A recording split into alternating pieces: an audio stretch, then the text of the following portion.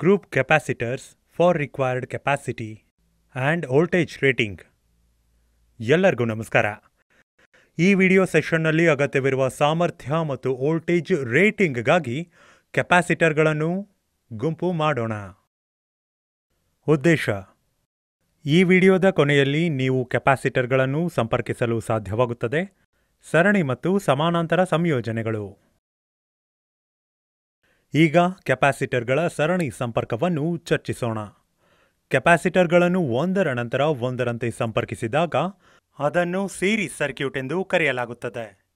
ಕೊಟ್ಟಿರುವ ಸರ್ಕ್ಯೂಟ್ನಲ್ಲಿ ಕೆಪಾಸಿಟರ್ನ ಬಲಗೈ ಪ್ಲೇಟ್ನ ಮೇಲೆ C1 ಅನ್ನು ಎಡಗೈ ಪ್ಲೇಟ್ಗೆ ಸಂಪರ್ಕಿಸಲಾಗಿದೆ ಮತ್ತು C2 ಅದರ ಬಲಗೈ ಪ್ಲೇಟ್ಗೆ ಮೂರನೇ ಕೆಪಾಸಿಟರ್ನ ಎಡಗೈ ಪ್ಲೇಟ್ಗೆ ಸಂಪರ್ಕ ಹೊಂದಿದೆ.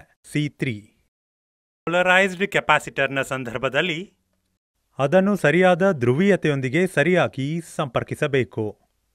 C2ನ ಧನಾತ್ಮಕ ಟರ್ಮಿನಲ್ಗೆ ಸಂಪರ್ಕಗೊಂಡಿರುವ C1 ಋಣಾತ್ಮಕ ಟರ್ಮಿನಲ್, C3 ಧನಾತ್ಮಕ ಟರ್ಮಿನಲ್ಗೆ ಸಂಪರ್ಕಗೊಂಡಿರುವ C2ನ ಋಣಾತ್ಮಕ ಟರ್ಮಿನಲ್ ಮತ್ತು ಹೀಗೆ. ಚಿತ್ರ 3. ಧ್ರುವೀಕರಿಸದ ಕೆಪಾಸಿಟರ್ಗಳ ಸಂದರ್ಭದಲ್ಲಿ ಈ ಕೆಪಾಸಿಟರ್ಗಳಿಂದ ನೀವು ಅದನ್ನು ಯಾವುದೇ ಬದಿಯಲ್ಲಿ ಸರಣಿಯನ್ನು ಸಂಪರ್ಕಿಸಬಹುದು. ನಾವು ಮೊದಲೇ ಚರ್ಚಿಸಿದಂತೆ ಸೀರೀಸ್ ಸರ್ಕ್ಯೂಟ್ನಲ್ಲಿ ಪ್ರಸ್ತುತವು ಒಂದೇ ಆಗಿರುತ್ತದೆ. ಆದರೆ ಸರಣಿ ಸಂಪರ್ಕಿತ ಕೆಪಾಸಿಟರ್ನಲ್ಲಿ ಕ್ಯೂ ಚಾರ್ಜ್ ಮಾಡಿ ಒಂದೇ ಆಗಿರುತ್ತದೆ. ಫ್ಯಾರಡ್ ಸಾಮರ್ಥ್ಯದ ಅತ್ಯಂತ ದೊಡ್ಡ ಘಟಕವಾಗಿದೆ. ಹೆಚ್ಚಿನ ಎಲೆಕ್ಟ್ರಿಕ್ ಮತ್ತು ವಿದ್ಯುತ್ ಉಪಕರಣಗಳಲ್ಲಿ ಫ್ಯಾರಡ್ ಮೌಲ್ಯಗಳೊಂದಿಗೆ ಕೆಪಾಸಿಟರ್ಸ್ಗಳನ್ನು ಬಳಸಲಾಗುವುದಿಲ್ಲ. ಹೆಚ್ಚಿನ ಕೆಪಾಸಿಟರ್ಸ್ಗಳನ್ನು ಸಾಮಾನ್ಯವಾಗಿ ಮೈಕ್ರೋಫ್ಯಾರಡ್ MF, ಮೈಕ್ರೋಫ್ಯಾರಡ್ಸ್ಗಳು MF ಮತ್ತು ನ್ಯಾನೋಫ್ಯಾರಡ್ NFನಲ್ಲಿ ರೇಟ್ ಮಾಡಲಾಗುತ್ತದೆ. 1 microfarad is equal to 10⁻³ farad is equal to 0.001 F. 1 microfarad is equal to 10⁻⁻6 F is equal to 0.00001 F. 1 nanofarad is equal to 10⁻⁻9 F equal to 0.000000001 F. ಅದನ್ನು ಆಚರಣೆಗೆ ತರೋಣ. C1 ಮತ್ತು C2 ಎಂಬ ಎರಡು ಕೆಪಾಸಿಟರ್ಗಳ ಮೌಲ್ಯಗಳು ಕ್ರಮವಾಗಿ 2 ಮತ್ತು 4 ಮೈಕ್ರೋಫ್ಯಾರಡ್ಗಳಾಗಿರಲಿ. ಸರಣಿಯಲ್ಲಿ ಸಂಪರ್ಕಿಸಿ. ಸರಣಿ ಸಂಪರ್ಕಿತ ಕೆಪಾಸಿಟರ್ಗಳ ಸಮಾನ ಧಾರಣವನ್ನು ಕಂಡುಹಿಡಿಯಲು ಸೂತ್ರದಲ್ಲಿ ಮೌಲ್ಯಗಳನ್ನು ಬದಲಿಸಿ. C is equal to 1/1 divided by C1 plus 1 divided by C2. C is equal to 1/1 divided by 2 plus 1 divided by 4. ಒಟ್ಟು ಅಥವಾ ಸಮಾನ ಧಾರಣವು ಸರಿಸುಮಾರು 1.33 ಮೈಕ್ರೋಫ್ಯಾರಡ್ಗಳಿಗೆ ಸಮನಾಗಿರುತ್ತದೆ ಎಂದು ನಾವು ಪಡೆಯುತ್ತೇವೆ. ಈಗ ಎಸಿ ವೋಲ್ಟೇಜ್ ಮೂಲವನ್ನು 230 ವೋಲ್ಟ್ಗಳು 50 ಹರ್ಟ್ಜ್ ಸರ್ಕ್ಯೂಟ್ಗೆ ಸಂಪರ್ಕಪಡಿಸಿ. ಚಲಿಸುವ ಕಬ್ಬಿಣದ ಆಮ್ಮೀಟರ್ 0 ದಿಂದ 1 ಆಂಪ್ಸ್ ಆನ್ ಅಥವಾ ಆಫ್ ಸ್ವಿಚ್ ಎಸ್ ಎಲ್ಲವನ್ನು ಸರ್ಕ್ಯೂಟ್ನೊಂದಿಗೆ ಸರಣಿಯಲ್ಲಿ ಜೋಡಿಸಿ. 3 ಚಲಿಸುವ ಕಬ್ಬಿಣವನ್ನು ತೆಗೆದುಕೊಳ್ಳಿ. ವೋಲ್ಟ್ ಮೀಟರ್ V1 V2 ಪ್ರತಿಯೊಂದು 0 ದಿಂದ 300 ವೋಲ್ಟ್ಗಳವರೆಗೆ ಇರಲಿ. ಇವುಗಳನ್ನು ಅನುಕ್ರಮವಾಗಿ V1 V2 ಅನ್ನು C1 C2 ನೊಂದಿಗೆ ಸಮಾನಾಂತರವಾಗಿ ಜೋಡಿಸಿ. ಸ್ವಿಚ್ ಎಸ್ ಅನ್ನು ಮುಚ್ಚಿ. ಕೊಟ್ಟಿರುವ ಕೋಷ್ಟಕದಲ್ಲಿ ಆಮ್ಮೀಟರ್ ಮತ್ತು ವೋಲ್ಟ್ ಮೀಟರ್ಗಳ ಮೌಲ್ಯವನ್ನು ಗಮನಿಸಿ. ಕೆಳಗಿನ ಕೋಷ್ಟಕದಲ್ಲಿ ಕೊಟ್ಟಿರುವಂತೆ C1 ಹಾಗೂ C2 ಅನ್ನು ಬದಲಿಸಿ. ಅಳತೆ ಮಾಡಲಾದ ವಾಚನಗೋಷ್ಠಿಯನ್ನು ಈ ಕೆಳಗಿನಂತೆ ಪಾಲಿಸಿ. ಕೆಪಾಸಿಟನ್ಸ್ ಮೈನಸ್ ರಿಯಾಕ್ಷನ್ನ ಮೌಲ್ಯವನ್ನು ಲೆಕ್ಕಾಚಾರ ಮಾಡಿ. XC is equal to 1/2πfc. Substitute ಮಾಡಿ. 3.14ಗೆ π, ಫ್ರೀಕ್ವೆನ್ಸಿಗೆ 50 ಹರ್ಟ್ಜ್, 1.33 ಮೈಕ್ರೋಫ್ಯಾರಡ್ ಫಾರ್ C. ನಾವೀಗಾಗಲೇ ಲೆಕ್ಕ ಹಾಕಿದಂತೆ ಒಟ್ಟು ಕೆಪಾಸಿಟನ್ಸ್ 1.33 ಮೈಕ್ರೋಫ್ಯಾರಡ್. ಹೀಗಾಗಿ ನಾವು ಕಂಡುಕೊಂಡ ಕೆಪಾಸಿಟನ್ಸ್ ಹಾಗೂ reactance XC is equal to 2394 ohms. ಈ ಸೂತ್ರವನ್ನು ಬಳಸಿಕೊಂಡು ಲೆಕ್ಕಾಚಾರ ಮಾಡಿ. I is equal to V by XC. I is equal to 240 by 2394. ನಾವು 0.1 ಆಂಪ್ಸ್ ಅಥವಾ 100 ಮಿಲಿ ಆಂಪ್ಸ್ ಅನ್ನು ಪಡೆಯುತ್ತೇವೆ. ಸೂತ್ರದಿಂದ C1 ಮತ್ತು C2 ನಲ್ಲಿ ವೋಲ್ಟೇಜ್ V1 ಮತ್ತು V2 ಕಾಣಿಸಿಕೊಳ್ಳುವುದನ್ನು ಲೆಕ್ಕಾಚಾರ ಮಾಡಿ. V is equal to I into XC. ಅಂತೆಯೇ V1 is equal to I into XC1, V2 is equal to I into XC2. ಮೌಲ್ಯಗಳನ್ನು ಬದಲಿಸಿದಾಗ ನಾವು V1 is equal to 0.1 into 1592 ಅನ್ನು ಪಡೆಯುತ್ತೇವೆ. V1 is equal to 159.2 ವೋಲ್ಟ್ಗಳು.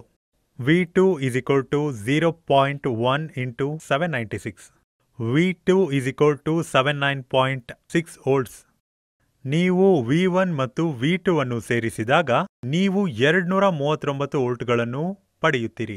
ಇದು 240 ವೋಲ್ಟ್ಗಳ ಇನ್ಪುಟ್ ವೋಲ್ಟೇಜ್ಗೆ ಸರಿಸುಮಾರು ಸಮನಾಗಿರುತ್ತದೆ. ಲೆಕ್ಕ ಹಾಕಿದ ಮೌಲ್ಯಗಳು ಅಳತೆ ಮಾಡಿದ ಮೌಲ್ಯಗಳಿಗೆ ಸಮನಾಗಿರುತ್ತದೆ ಎಂದು ಖಚಿತಪಡಿಸಿಕೊಳ್ಳಿ. ಸಮಾನಾಂತರ ಸರ್ಕ್ಯೂಟ್ಗಳನ್ನು ಚರ್ಚಿಸೋಣ. ಕೆಪಾಸಿಟರ್ನ ಒಂದು ತುದಿಯನ್ನು ಒಟ್ಟಿಗೆ ಜೋಡಿಸಿ ಮತ್ತು ಇನ್ನೊಂದು ತುದಿಯನ್ನು ಕೆಪಾಸಿಟರ್ನಲ್ಲಿ ಸಮಾನಾಂತರ ಸರ್ಕ್ಯೂಟ್ಗಳನ್ನು ಮಾಡಲು. ಇದು ಧ್ರುವೀಕೃತ ಕೆಪಾಸಿಟರ್ ಆಗಿದ್ದರೆ ಕೆಪಾಸಿಟರ್ಗಳ ಎಲ್ಲ ಧನಾತ್ಮಕ ಟರ್ಮಿನಲ್ಗಳನ್ನು ಒಟ್ಟಿಗೆ ಮತ್ತು ಕೆಪಾಸಿಟರ್ಗಳ ಎಲ್ಲ ಋಣಾತ್ಮಕ ಟರ್ಮಿನಲ್ಗಳನ್ನು ಒಟ್ಟಿಗೆ ಜೋಡಿಸಿ. ಕೆಪಾಸಿಟರ್ನಲ್ಲಿ ಯಾವುದೇ ಧ್ರುವೀಯ ತಪ್ಪಾಗಿ ಸಂಪರ್ಕಗೊಂಡಿಲ್ಲ ಎಂದು ಖಚಿತಪಡಿಸಿಕೊಳ್ಳಿ. ಧ್ರುವೀಯವಲ್ಲದ ಬ್ಯಾಟರಿಯ ಸಂದರ್ಭದಲ್ಲಿ ನೀವು ಯಾವುದೇ ಎರಡು ಬದಿಗಳನ್ನು ಒಟ್ಟಿಗೆ ಸಂಪರ್ಕಿಸಬಹುದು ಮತ್ತು ಇನ್ನೊಂದು ಬದಿಯು ಧ್ರುವೀಯತೆಯನ್ನು ಹೊಂದಿರುವುದಿಲ್ಲ. ಎರಡು ಕೆಪಾಸಿಟರ್ಗಳನ್ನು C1 ಮತ್ತು C2 ಅನ್ನು ಸಮಾನಾಂತರವಾಗಿ ಜೋಡಿಸಿ. ಸಮಾನಾಂತರ ಒಟ್ಟು ಅಥವಾ ಸಮಾನ ಧಾರಣ. ಸಂಪರ್ಕಿತ ಕೆಪಾಸಿಟರ್ಗಳನ್ನು ಸೂತ್ರವನ್ನು ಬಳಸಿಕೊಂಡು ಲೆಕ್ಕ ಹಾಕಬಹುದು. C is equal to C1 plus C2. ಸರಳವಾಗಿ ಸಮಾನಾಂತರವಾಗಿ ಸಂಪರ್ಕಗೊಂಡಿರುವ ಎಲ್ಲ ಕೆಪಾಸಿಟರ್ಗಳ ಮೌಲ್ಯಗಳನ್ನು ಸೇರಿಸಿ. C1 ಮತ್ತು C2ನ ಕೆಪಾಸಿಟರ್ ಮೌಲ್ಯಗಳು ಕ್ರಮವಾಗಿ 2 ಮತ್ತು 4 ಮೈಕ್ರೋ ಫ್ಯಾರಡ್ಗಳಾಗಿರಲಿ. ಈ ಸರ್ಕ್ಯೂಟ್ನ ಒಟ್ಟು ಧಾರಣವು 6 ಮೈಕ್ರೋ ಫ್ಯಾರಡ್ಗಳು. ಸ್ವಿಚ್ ಎಸ್ ನೊಂದಿಗೆ ಸರ್ಕ್ಯೂಟ್ಗೆ 50 ಹರ್ಟ್ಸ್ ಆವರ್ತನದೊಂದಿಗೆ AC 230 ವೋಲ್ಟ್ ಮೂಲವನ್ನು ಸಂಪರ್ಕಿಸಿ. ವೋಲ್ಟೇಜ್ ಮೂಲ ಮತ್ತು ಕೆಪಾಸಿಟರ್ ಸರ್ಕ್ಯೂಟ್ನ ನಡುವೆ ಸರಣಿಯಲ್ಲಿ 0 ದಿಂದ 1 ಆಂಪಿಯರ್ ವರೆಗಿನ ಚಲಿಸುವ ಕಬ್ಬಿಣದ ವಿದ್ಯುತ್ ಪ್ರವಾಹ ಮಾಪಕವನ್ನು ಸಂಪರ್ಕಿಸಿ. ಕೆಪಾಸಿಟರ್ ಸರ್ಕ್ಯೂಟ್ನಾದ್ಯಂತ 0 ದಿಂದ 300 ವೋಲ್ಟ್ ವರೆಗಿನ ಚಲಿಸುವ ಕಬ್ಬಿಣದ ವೋಲ್ಟ್ ಮೀಟರ್ ಅನ್ನು ಸಂಪರ್ಕಿಸಿ. ಸ್ವಿಚಸ್ ಅನ್ನು ಮುಚ್ಚಿ ಕೋಷ್ಟಕದಲ್ಲಿ ಆಮ್ಮೀಟರ್ ಮತ್ತು ವೋಲ್ಟ್ ಮೀಟರ್ ರೀಡಿಂಗ್ಸ್ಗಳನ್ನು ಗಮನಿಸಿ. ಸ್ವಿಚಸ್ ತೆರೆಯಿರಿ. ಕೆಪಾಸಿಟರ್ಗಳು C1 ಮತ್ತು C2 ಅನ್ನು ಕೋಷ್ಟಕದಲ್ಲಿ ನೀಡಲಾದ ವಿಭಿನ್ನ ಮೌಲ್ಯಗಳೊಂದಿಗೆ ಬದಲಾಯಿಸಿ ಮತ್ತು ಅದೇ ಅನುಸರಿಸುವ ಮೂಲಕ ಅವುಗಳನ್ನು ಪರಿಶೀಲಿಸಿ. ಲೆಕ್ಕ ಹಾಕಿದ ಮೌಲ್ಯಗಳೊಂದಿಗೆ ಅಳತೆ ಮಾಡಿದ ಮೌಲ್ಯವನ್ನು ಪರಿಶೀಲಿಸೋಣ. ಸೂತ್ರವನ್ನು ಬಳಸಿಕೊಂಡು ಕೆಪಾಸಿಟಿವ್ ರಿಯಾಕ್ಟನ್ಸ್ XCಯನ್ನು ಲೆಕ್ಕಾಚಾರ ಮಾಡಿ. XC is equal to 1 divided by 2 into 3.14 into 50 into 6 into 10 raised to the power of minus 6. XC is equal to 530 ohms. ಸೂತ್ರವನ್ನು ಬಳಸಿಕೊಂಡು ಪ್ರಸ್ತುತವನ್ನು ಲೆಕ್ಕಾಚಾರ ಮಾಡಿ. I is equal to V by XC. I is equal to 240 divided by 530. ನಾವು ಇದನ್ನು 0.45 amps ಅಥವಾ 450 milli amps ಎಂದು ಕರೆಯುತ್ತೇವೆ. ಅಳತೆ ಮಾಡಿದ ಮೌಲ್ಯದೊಂದಿಗೆ ಲೆಕ್ಕ ಹಾಕಿದ ಮೌಲ್ಯವನ್ನು ಪರಿಶೀಲಿಸಿ.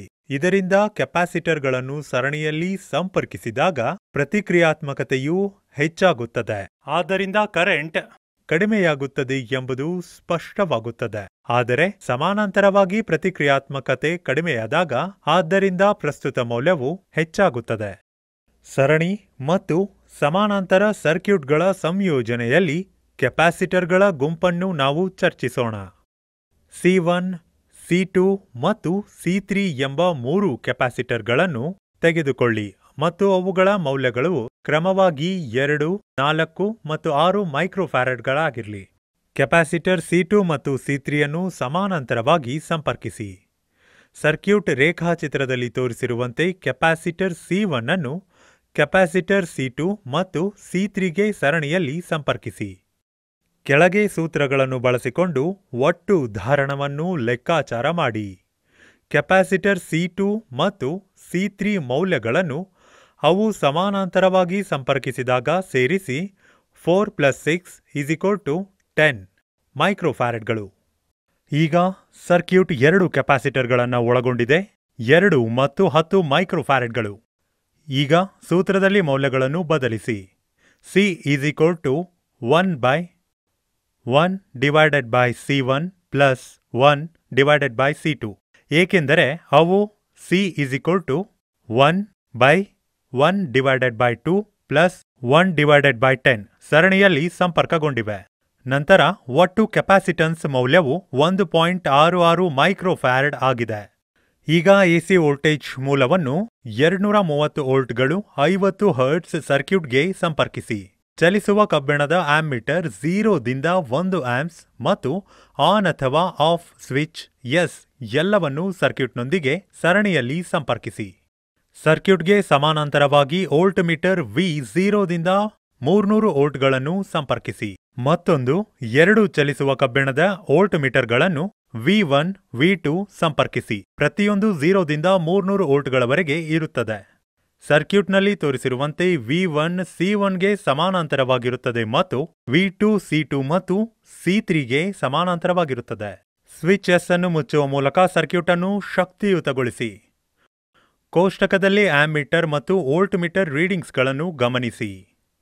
ಕೆಪಾಸಿಟನ್ಸ್ ರಿಯಾಕ್ಷನ್ XC ಮೌಲ್ಯವನ್ನು ಲೆಕ್ಕಾಚಾರ ಮಾಡಿ. XC = 1/2πfc. ಪೈಗೆ 3.14 ಆವರ್ತನಕ್ಕೆ 50 ಹರ್ಟ್ಸ್ ಮತ್ತು ಸಿಗೆ 1.66 ಮೈಕ್ರೋಫ್ಯಾರಡ್ ಅನ್ನು ಬದಲಿಸಿ, ಏಕೆಂದರೆ ನಾವು ಈಗಾಗಲೇ ಒಂದು ಕೆಪಾಸಿಟನ್ಸ್ ಅನ್ನು 1.66 ಮೈಕ್ರೋಫ್ಯಾರಡ್ ಎಂದು ಲೆಕ್ಕ ಹಾಕಿದ್ದೇವೆ. ಆದ್ದರಿಂದ ನಾವು ಧಾರಣ ಮತ್ತು ಪ್ರತಿಕ್ರಿಯಾತ್ಮಕತೆಯನ್ನು ಹೊಂದಿದ್ದೇವೆ. XC = 1918 ohms. ಸೂತ್ರವನ್ನು ಬಳಸಿಕೊಂಡು ಪ್ರಸ್ತುತವನ್ನು ಲೆಕ್ಕ ಹಾಕಿ. I = V/XC. I = 240/1918. ನಾವು 0.125 ಆಂಪ್ಸ್ ಅಥವಾ 125 ಮಿಲಿ ಆಂಪ್ಸ್ ಕರೆಂಟನ್ನು ಪಡೆಯುತ್ತೇವೆ. C1ಗೆ ಅಡ್ಡಲಾಗಿ ವೋಲ್ಟೇಜ್ V1 ಮತ್ತು C2 ಮತ್ತು C3ಗೆ ಅಡ್ಡಲಾಗಿ V2 ಸೂತ್ರದಿಂದ ಲೆಕ್ಕಾಚಾರ. V = I × XC. ಅದೇ ರೀತಿ V1 = I × XC1. V2 = I × XC2. XC1 = 1/2 × pi × F × C. XC1 = 1/2 × 3.14 × 50 × 2 × 10 raised to the power of -6. XC1 = 1592 ohms.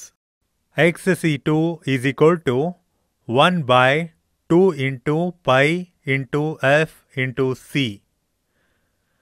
XC2 = 1/2 × 3.14 × 50 × 10 × 10 raised to the power of -6. XC1 = 318 ohms. V1 = I × XC1. V1 = 0.125 × 1592.